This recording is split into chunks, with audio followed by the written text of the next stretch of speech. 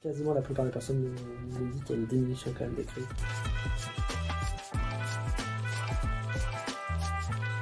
Je pense que c'est surtout qu'on a remis quand même plusieurs chiens à surtout en tant que chien d'assistance à des personnes qui avaient effectivement des problèmes de motricité et qui faisaient également de l'épilepsie. Et on s'est rendu compte quand on avait des retours de ces gens-là que les chiens pouvaient détecter les crises, en tout cas avaient une réaction. Et vu qu'on a eu des personnes qui étaient prêtes à financer aussi la formation, les deux ensemble ont fait que si on avait déjà des chiens aptes naturellement, certains chiens, pas tous, avec de l'éducation spécifique, on arriverait peut-être à obtenir des bons résultats pour aider un peu plus de personnes.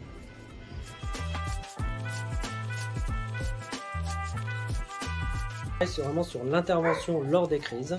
Donc le chien va, l'élément déclencheur c'est la chute, les convulsions, et donc là le chien va faire un panel de commandes qu'on aura présélectionné avant.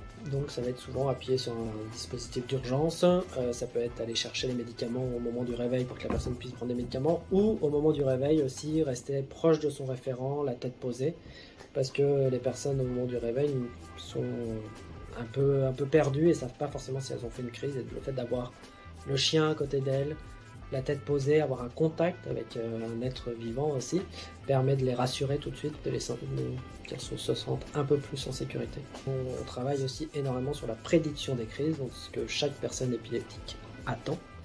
Sauf qu'à l'heure actuelle, il n'y a pas assez d'études au niveau de l'épilepsie et de ce que le chien peut ressentir. Donc on ne sait pas si toutes les épilepsies peuvent être détectées par les chiens. Vu que les épilepsies du coup viennent de différentes environnement du cortex cérébral, c'est vrai que du coup au final on ne sait pas si toutes les épilepsies peuvent être détectées, donc on ne pourra jamais le garantir à 100%, en sachant qu'on fait tout notre possible pour qu'il puisse y avoir cette détection. Et on a entre 60-70% de nos chiens qui arrivent à détecter les crises. En sachant qu'on a des chiens, quand on vient de les remettre, bien évidemment ils ne détectent pas, mais ils peuvent très bien détecter 3 mois, 6 mois, et le chien le plus long qui a mis à détecter, c'était 1 an et demi. Okay. Voilà, donc ça c'était exceptionnel. Normalement, on est entre les premiers mois, dans la première année en fait. Normalement, il doit y avoir les premières détections et ça doit commencer un peu à rouler à ce niveau-là. Au niveau de l'apprentissage, donc effectivement, on s'est basé sur l'olfaction. On n'est pas fermé à ce qu'il y ait d'autres choses que l'olfaction qui jouent un rôle. Voilà, peut-être qu'il y a des micro-signaux faits dans le visage que le chien arrive à détecter, mais ça, pour l'instant, on ne le sait pas. Donc nous, on se base sur l'olfaction, et donc on va demander aux bénéficiaires, enfin aux accompagnants des bénéficiaires, parce que le bénéficiaire, quand il est en crise, ne peut pas, lui, se faire ses propres prélèvements, de prélever, en fait, pendant que la personne fait sa crise, de passer des compresses stériles, en fait, à différents endroits du visage, de les mettre dans des sachets et de nous les envoyer. Et c'est ces compresses-là avec lesquelles on va travailler nos chiens pour leur apprendre à reconnaître l'odeur qui est sur la compresse. Et avec cette odeur, pouvoir prévenir son bénéfice. En sachant qu'on demande aussi des prélèvements des personnes hors crise. Donc il y a des prélèvements pendant la crise, mais il y a aussi des prélèvements d'une journée où la personne est complètement normale, n'a pas fait de crise. Elle va aussi se faire des prélèvements parce qu'il ne faut pas que le chien, au final, reconnaisse l'odeur de la personne en général. Mais si on lui présente un échantillon crise, un échantillon hors crise, entre les deux, la seule différence, c'est l'odeur de crise qui va être sur une des deux. Donc il faut qu'il puisse faire cette minime différence entre les deux odeurs. Et à force là c'est ce qu'on appelle la discrimination d'odeur, donc on va mettre différents échantillons devant le chien, et il va falloir qu'il marque le bon échantillon crise avant de pouvoir passer à l'étape de mettre l'échantillon sur nous, pour qu'il la sente et puisse nous détecter. Mais il faut déjà qu'il apprenne à reconnaître cette odeur.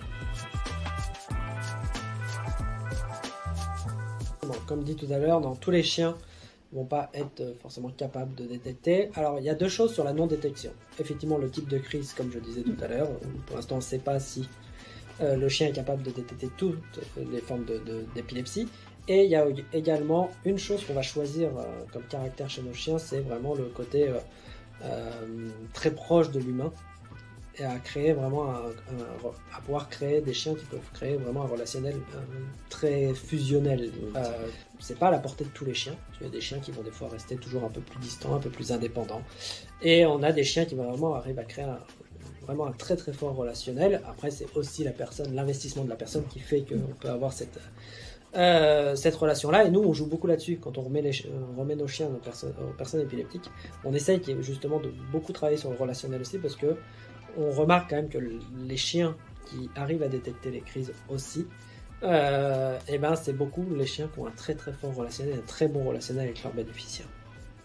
Et à contrario, là où il y a des problèmes de détection, c'est effectivement peut-être un relationnel un peu moins aussi, un peu moins fort. Donc effectivement, il y a une fois que le chien a appris à reconnaître l'odeur de crise, on va nous continuer à entraîner nos chiens à mettre cet échantillon de la personne sur nous éducateurs dans une petite capsule en fer. En fait, on met la compresse dans cette capsule qu'on va cacher, donc il ne faut pas que le chien voit évidemment cette capsule. Et du coup, on se donne 5 minutes pour que le chien puisse sentir l'odeur et nous alerte. Et comment il va nous alerter? On lui apprend un comportement qui n'est pas naturel chez le chien, c'est d'appuyer avec son museau sur une partie du corps qui est disponible. Donc si je suis assis, ça peut être très bien sur la jambe, mais si je suis couché, ça peut être sur le bras, ça peut être, voilà, peu importe. Donc voilà. Donc au final, là c'est avec la capsule, mais en situation réelle, c'est dès que le chien va sentir l'odeur de la crise, et là donc la diffusion va être beaucoup plus forte. On n'est pas sur une capsule, on est sur tout le corps qui va dégager éventuellement l'odeur. Et ben là, le chien va pareil, du coup, détecter. Alors par contre, combien de temps avant ça? On va vraiment des alertes de tout type au niveau de temps. On va avoir 5 secondes, quelques secondes avant. Alors quelques secondes, c'est un peu gênant parce que des fois c'est pas assez longtemps. 5 minutes, 15 minutes, c'est relativement l'idéal. Mais on a du 30 minutes, 45 minutes et 24 heures. Donc trop long, c'est pas l'idéal. Donc tout ça, pourquoi? Certainement dû aussi à, mais bon, on peut pas le définir, c'est que des suppositions que je sors encore une fois. Peut-être par rapport à des activités épileptiques qui arrivent bien avant la crise. Voilà. Après, ce chien qui détecte 24 heures avant, on a la chance qu'il reprévienne son bénéficiaire quelques minutes avant la crise. Donc voilà. Donc ça permet de... Parce que 24 heures, c'était un peu long, mais c'est le seul chien qui nous le fait pour l'instant. Alors, depuis la première remise en 2018, alors j'ai pas le nombre exact, mais on doit s'approcher effectivement de 40 chiens là, remis. On est à 40, on va arriver à 40. Voilà, en l'espace de 4 ans, parce que notre dernière remise était en 2022. Là, les prochains seront pour avril-mai 2020. On va commencer sur la première année à remettre 1, 2, 3, 4, 5, 7 chiens sur la première année. Je crois que les 2 premières années, ça a été 7 chiens et on en a remis plus d'une dizaine après sur les 2 autres. Donc même voire une quinzaine. Donc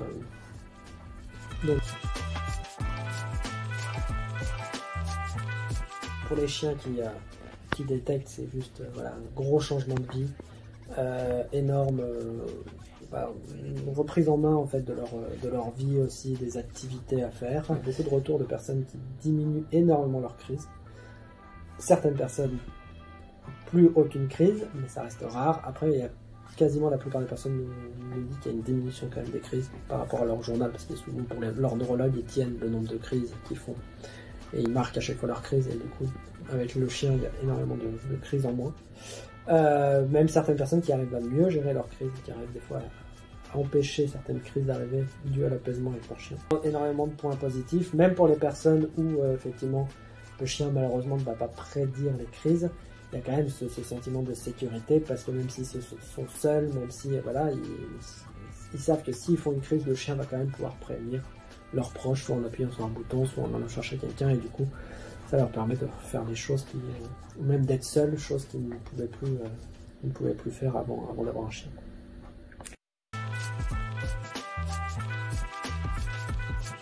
Mais il y a une chienne qui m'a relativement remarqué. Alors c'est pas moi qui l'ai travaillé, c'est moi qui l'ai sélectionné, le chien. C'est pas moi qui l'ai éduqué, mais j'ai suivi son éducation quand même. C'est une chienne du coup en reconversion dans le système Canidea, qui a été proposée par les chiens guides parce que trop sensible pour eux. Effectivement, c'était une chienne sensible, voilà, mais qui avait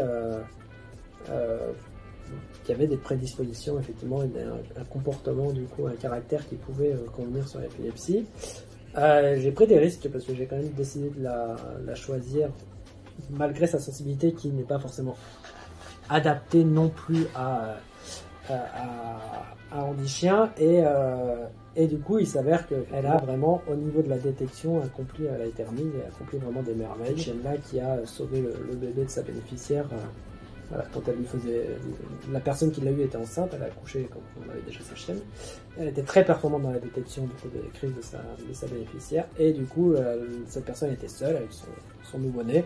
Elle lui faisait prendre du coup son bain et la chienne l'a détecté une crise pendant qu'elle faisait prendre le bain à son bébé. Donc elle a enlevé son bain tout de suite de la baignoire, elle a eu le temps de le poser dans le berceau avant de faire sa crise. Mais si elle avait fait sa crise alors qu'elle était seule en train de laver son bébé dans la baignoire, ça aurait pu être vraiment catastrophique. Donc voilà, je me suis dit j'ai bien fait de prendre le risque de sélectionner.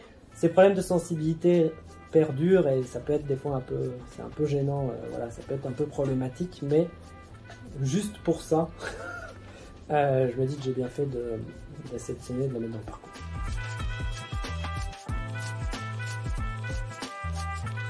Au niveau de la recherche, il y a eu une étude de fait effectivement en relation avec Andy Chien, mais au tout début, on a commencé, notre premier chien était en formation, où du coup c'est l'étude épilogue faite par l'université de Rennes, Amélie Catala, où là effectivement on a une part aussi de nos premiers chiens du coup en travail ont fait part à cette étude sur effectivement prouver qu'il y avait bien une odeur olfactive, une molécule produite lors des crises d'épilepsie. Voilà. Après il y a plusieurs autres pistes effectivement de travail sur justement maintenant qu'on a des chiens remis à plusieurs bénéficiaires, sur des projets éventuels de justement les détections, pour en savoir un peu plus sur le mode de détection, sur combien de temps avant, parce que pour l'instant sur cette étude a été prouvé qu'il y avait bien odeur pendant la crise, parce que les prélèvements se font pendant la crise, mais il n'a pas été prouvé qu'il y avait odeur avant crise, même si on a des résultats scientifiquement, ça n'a pas été prouvé en fait, parce qu'on n'a pas la capacité de faire des prélèvements avant qu'il y ait une crise, ou s'il faudrait sinon que les personnes aient un casque avec électrodes pour voir leur activité épileptique. Dès qu'il y a une activité épileptique, faire des échantillons et les placer faire passer des chiens entraînés sur ces échantillons, là, voir si le chien arrive à reconnaître l'odeur de l'avant-crise. Donc voilà, donc il y a plein de choses qui peuvent être, qui sont en discussion. Après, est-ce que ça se concrétisera ou pas, ça je ne sais pas, parce que je pense qu'il faut aussi les moyens, et puis voilà. Mais en tout cas, je pense qu'il y a, maintenant qu'on a plus de chiens remis, on a plus aussi peut-être de billes pour faire des études un peu plus poussées.